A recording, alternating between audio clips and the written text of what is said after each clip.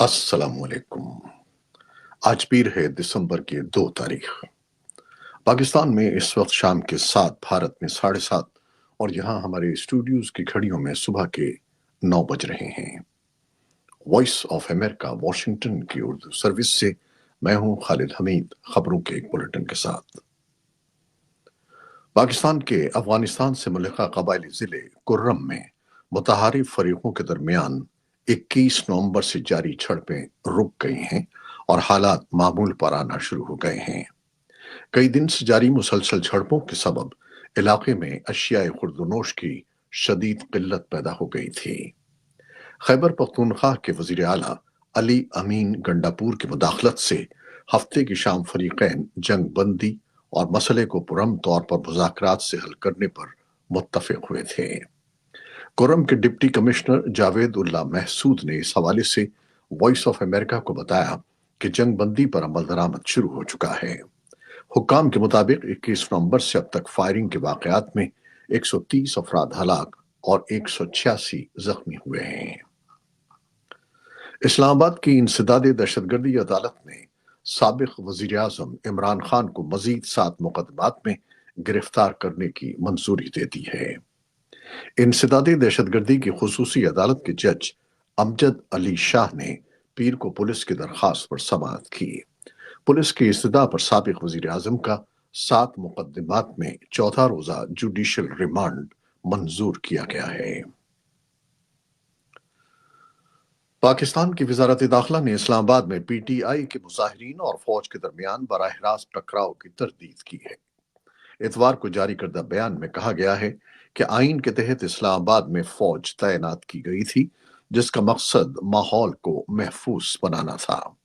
فوج کا اس پرتشدد ہجوم سے براہ راست کوئی ٹکراؤ نہیں ہوا اور نہ ہی فوج فسادات پر قابو پانے کے لیے تعینات تھی۔ وزارت داخلہ کا کہنا ہے کہ منتشر کرنے کے عمل کے دوران مسلح شرپسندوں نے فائرنگ کی۔ ان کا کہنا ہے کہ مبینہ ہلاکتوں کی ذمہ داری قانون نافذ کرنے والے اداروں پر ڈالنے کی مذموم کوشش کی جا رہی ہے، جبکہ ہسپتالوں کی انتظامیہ ہلاکتوں کی تردید کر چکی ہے۔ وزارت داخلہ کے بیان پر تحریک انصاف نے کہا کہ آئین عوام کی دی گئی بندوقوں سے پرامن شہریوں کا خون کرنے کی اجازت نہیں دیتا۔ اسلام آباد میں فوج کی تعیناتی کا ذکر کرتے ہوئے کہا گیا کہ مصدقہ ترین شواہد موجود ہیں کہ رینجرز اور پولیس کے ساتھ وہ ہر قدم پر نہ صرف موجود تھے بلکہ شہریوں کو سیدھی گولیاں مارنے جیسے عمل میں بھی ہر قدم پر شامل تھے۔ بیان کے مطابق احتجاج میں شریک افراد پرامن تھے۔ پاکستان تحریک انصاف کے اسلام آباد میں احتجاج اور اس کے بعد وی پی این بلاک کرنے کے بعد ملک میں انٹرنیٹ سپیڈ کم ہونے کی شکایات بڑھتی جا رہی ہیں۔ حکومت کی طرف سے اعلان کیا گیا تھا کہ 30 نومبر کے بعد غیر رجسٹرڈ شدہ وی پی اینز کو بند کر دیا جائے گا، اگرچہ اس میں فی الحال توسیع کی گئی ہے، لیکن اس کے باوجود بیشتر وی پی این بند ہو چکے ہیں اور انٹرنیٹ بار بار بند ہونے اور سوشل میڈیا سمیت مختلف ایپس کام نہیں کر رہی۔ یہ سب ایک ایسے وقت میں ہو رہا ہے جب وزیر اعظم شہباز شریف نے ریاست کے خلاف مذموم پروپیگنڈے میں ملوث افراد کی نشاندہی کے لیے 10 رکنی مشترکہ ٹاسک فورس تشکیل دینے کی منظوری دے دی ہے۔ بھارت میں تاریخی مسجدوں اور عمارتوں پر ہندو تنظیموں کے دعووں کا سلسلہ تیز ہو گیا ہے۔ اتر پردیش کی گیان واپی مسجد وارانسی اور شاہی عیدگاہ متھرا اور مدھیہ پردیش کی کمال مولا مسجد کے تنازعات کے بعد نیا تنازع ریاست راجستھان کے شہر اجمیر میں واقع 2.5 دن کا جھونپڑا نامی تاریخی مسجد کے سلسلے میں پیدا ہوا، جس پر ہندو اور جین سادھوؤں نے مندر ہونے کا دعویٰ کیا اور اس میں نماز کی ادائیگی پر پابندی کا مطالبہ کیا ہے۔ قبل ازیں ایک ہندو مذہبی تنظیم نے اجمیر کی سول عدالت میں درخواست دائر کر کے صوفی بزرگ خواجہ معین الدین چشتی کی درگاہ کے مندر کا دعویٰ ہونے، جس پر عدالت نے 3 فریقوں کو نوٹسز جاری کیے ہیں۔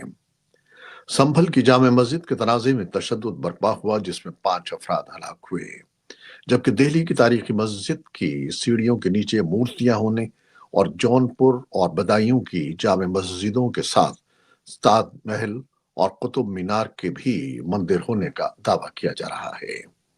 مسلمانوں کی جانب سے ہندوؤں کے دعووں کی تردید کی جاتی رہی ہے۔ امریکہ کے صدر جو بائیڈن نے اپنے چھوٹے بیٹے ہنٹر بائیڈن کو معاف کر دیا ہے۔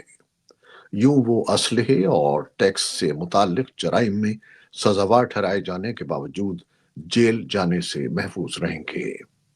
اس سے پہلے صدر بائیڈن نے کہا تھا کہ وہ اپنے صدارتی اختیارات اپنے اہل خانہ کو فائدہ پہنچانے کے لیے استعمال نہیں کریں گے۔ انہوں نے یہ بھی کہا تھا کہ وہ ڈیلاویئر اور کیلیفورنیا میں 2 مقدموں میں سزاوار ٹھہرائے جانے والے اپنے بیٹے کو نہ تو معاف کریں گے اور نہ ہی اس کی سزا میں کمی کریں گے۔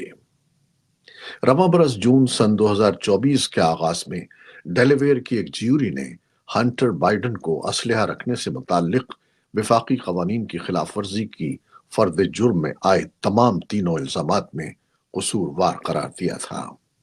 ہنٹر بائیڈن کو وفاقی لائسنس رکھنے والے گن ڈیلر سے غلط بیانی کرنے، اسلحے کی خریداری میں منشیات استعمال نہ کرنے کا غلط بیان دینے اور 11 روز تک غیر قانونی طور پر اسلحہ رکھنے کا قصوروار قرار دیا گیا تھا۔ جنوبی گنی کے سب سے بڑے شہر میں ایک فٹ بال میچ کے دوران جھڑپوں میں 56 افراد ہلاک اور درجنوں زخمی ہو گئے ہیں، جبکہ سیکیورٹی فورسز انہیں روکنے کی کوشش کرتی رہیں۔ گنی کے وزیر اعظم امادو رویبان نے اتوار کو دیر گئے social media platform X پر بتایا کہ اتوار کی سپہر شہر نظری کور میں لیب اور نظری کور ٹیموں کے درمیان ایک مقامی ٹورنامنٹ کے دوران بھگدڑ مچ گئی۔ مقامی میڈیا رپورٹ کر رہا ہے کہ افراتفری ایک متنازعہ پینلٹی دیے جانے کے بعد ہوئی، جس نے شائقین کو ناراض کر دیا۔ ان میں سے بہت سے فٹ بال کے کھلے میدان میں آ گئے اور لڑائی شروع ہو گئی۔ ترکیہ نے جو شام میں باغی دھڑوں کی حمایت کرتا ہے، پیر کے روز تردید کی کہ شام کے شمال میں جہادیوں کے حملے کے پیچھے کوئی غیر ملکی مداخلت کار فرما ہے۔ ترکیہ کے وزیر خارجہ خاقان فیدان نے انقرہ میں ایرانی وزیر خارجہ عباس عراقچی کے ساتھ ایک مشترکہ پریس کانفرنس میں خبردار کیا کہ اس وقت شام کے واقعات میں کسی غیر ملکی مداخلت کا بیان ایک غلطی ہوگا۔ شامی حکومت اور روس کی طرف سے کیے گئے فضائی حملوں میں شمال مغربی شام میں کم از کم 25 افراد ہلاک ہو گئے ہیں۔ شامی اپوزیشن کے زیر انتظام ریسکیو سروس نے، جسے وائٹ ہیلمٹس کے نام سے جانا جاتا ہے، پیر کو یہ اطلاع دی ہے۔ روسی اور شامی جیٹ طیاروں نے اتوار کے روز شمالی شام میں باغیوں کے زیر قبضہ شہر ادلب پر حملہ کیا۔ فوج نے کئی قصبوں پر دوبارہ قبضے کا دعویٰ کیا ہے، جن پر باغیوں نے حالیہ دنوں میں قبضہ کر لیا تھا۔ کریملن نے پیر کو کہا کہ وہ شام کے صدر بشار الاسد کی حمایت جاری رکھے ہوئے ہے۔ ایران نے بھی پیر کو کہا کہ وہ شام میں فوجی مشیروں کو رکھنے کا ارادہ رکھتا ہے۔ شام میں حلب اور اس کے اطراف کے علاقوں پر قابض ہونے والے عسکریت پسندوں کو پسپا کرنے اور شامی فوج کی مدد کے لیے عراق سے جنگجوؤں کی آمد کی بھی اطلاعات ہیں۔ اقوام متحدہ کے سیکرٹری جنرل نے خبردار کیا ہے کہ غزہ کی صورتحال ہولناک اور تباہ کن ہے۔ قاہرہ میں غزہ کے لیے عطیات دینے والے ممالک کی کانفرنس میں اینتونیو گتریس کے ریمارکس پڑھ کر سنائے گئے، جن میں انہوں نے بین الاقوامی برادری سے کہا کہ وہ غزہ اور مشرق وسطیٰ میں پائیدار امن کے لیے ایک فاؤنڈیشن قائم کرے۔ اتوار کے روز وائٹ ہاؤس کے قومی سلامتی کے مشیر جیک سلیون نے امکان ظاہر کیا تھا کہ غزہ میں اسرائیل اور حماس کے درمیان 1 سال سے زائد عرصے سے جاری رہنے والی لڑائی کا خاتمہ ہو جائے گا اور عسکریت پسندوں کے ہاتھوں یرغمال بنائے گئے تقریباً 100 افراد رہا ہو جائیں گے۔ انہوں نے کہا کہ یہ ایک موقع ہے کیونکہ گزشتہ ہفتے اسرائیل کی طرف سے لبنان میں حزب اللہ کے ساتھ جنگ بندی طے پا گئی تھی۔ فلسطینی عسکریت پسند گروپ حماس کے 2 عہدیداروں نے اے ایف پی کو بتایا ہے کہ حماس کے ایک وفد نے مصر کے انٹیلیجنس کے عہدیداروں کے ساتھ غزہ میں جنگ بندی پر بات کی ہے۔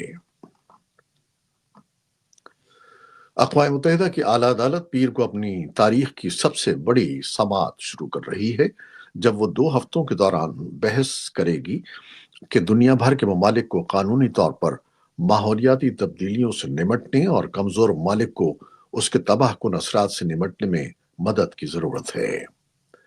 अक़वाम मुत्तहिदा की जनरल असम्बली ने गुज़श्ता साल बैन अवी अदालत इंसाफ से मौसमियाती तब्दीलियों के हवाले से रियासतों की जिम्मेदारियों पर राय तलब की थी। ये थी वो खबरें जो फेसबुक और यूट्यूब पर हमने बराह रास्त आपके लिए पेश की।